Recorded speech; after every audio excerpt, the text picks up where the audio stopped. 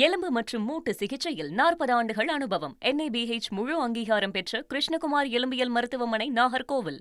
அரசு வழக்கறிஞர்கள் நியமனம் சட்டப்படி நடப்பதாக உத்தரவாதம் அளிக்கப்பட்டிருக்கிறது. சென்னை உயர்நீதிமன்றத்தில் தமிழக அரசின் தலைமை வழக்கறிஞர் உத்தரவாதம் அளித்திருக்கிறார். அந்த அண்மை செய்தியை பார்த்து வருகிறோம்.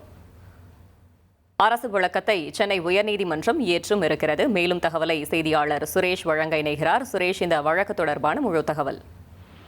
வணக்கம். அதாவது தமிழகத்தில் ஆட்சி மாற்றம் ஏற்பட்டதை அடுத்து சென்னை உயர்நீதிமன்றம் மற்றும் உயர்நீதிமன்ற மதுரை அமர்வு, இது போக தமிழகம் முழுவதும் இருக்கக்கூடிய கீழமை நீதிமன்றங்கள்ல அரசு வழக்கறிஞர்களை நியமிக்கிறதுக்கு அரசாணை பிறப்பிக்கப்பட்டிருக்கிறது. அது வரைக்கும் தற்போதைக்கு தற்காலிக அடிப்படையில் வழக்கறிஞர்கள் நியமிக்கப்பட்டு வருகிறார்கள். இந்த நியமனங்களுக்கு தாவேகா நிர்வாகிகள் 5 லட்சம் முதல் 30 லட்சம் ரூபாய் வரைக்கும் லஞ்சம் பெற்றுக்கொண்டு இந்த நியமனங்களை மேற்கொள்வதாக குற்றம் சாட்டி விழுப்புரத்தைச் சேர்ந்த தமிழக வெற்றி கழகத்தினுடைய வழக்கறிஞர் அணி இணைச் செயலாளர் ஞான சுந்தரி என்பவர் உயர்நீதிமன்றத்தில் ஒரு வழக்கு தாக்கல் செய்திருந்தார். அந்த மனுவில் தாவேகா கடலூர் மாவட்ட செயலாளர் மோகன்ராஜ், அதே போல மாவட்ட ஆட்சியர், கட்சியினுடைய பொதுச் செயலாளரும் அமைச்சருமான ஆனந்த், அது மட்டுமல்லாமல் முதலமைச்சர் விஜய் ஆகியோரையும் எதிர்மனுதாரராக இந்த வழக்கில் அவர் சேர்த்திருந்தாங்க. அரசு வழக்கறிஞர் நியமனத்தில் தனக்கு வாய்ப்பளித்து இந்த நியமனங்களை மேற்கொள்ள உத்தரவிட வேண்டும், அது வரைக்கும் இந்த நியமனம் தொடர்பான அறிவிப்பாணைக்கு தடை விதிக்கணும்ன்ற கோரிக்கை அந்த மனுவில் முன் வச்சிருந்தாங்க.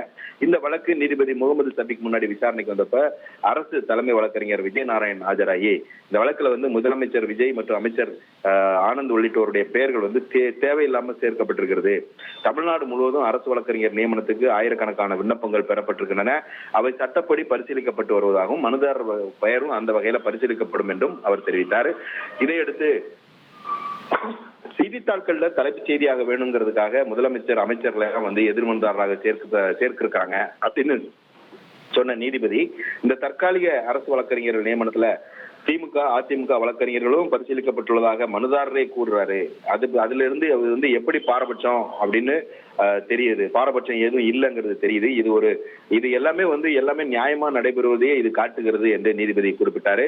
பிறகு இந்த முதலமைச்சர் அமைச்சர் மாவட்ட செயலாளர் பெயர்களை நீக்க மனுதார தரப்புல உத்தரவாதம் அளித்ததை ஏற்றுக்கொண்டு அவர்களுடைய பெயரை நீக்கிய நீதிபதி அரசு வழக்கறிஞர் நியமனம் தொடர்பாக தலைமை வழக்கறிஞருடைய விளக்கத்தை பதிவு செய்து கொண்டு இந்த வழக்கை முடித்து வைத்து உத்தரவிட்டிருக்கிறார். தகவல்களுக்கு நன்றி சுரேஷ். எலும்பு மற்றும் மூட்டு சிகிச்சையில் 40 ஆண்டுகள் அனுபவம். NABH முழு அங்கீகாரம் பெற்ற கிருஷ்ணகுமார் எலும்பியல் மருத்துவமனை, நாகர்கோவில்.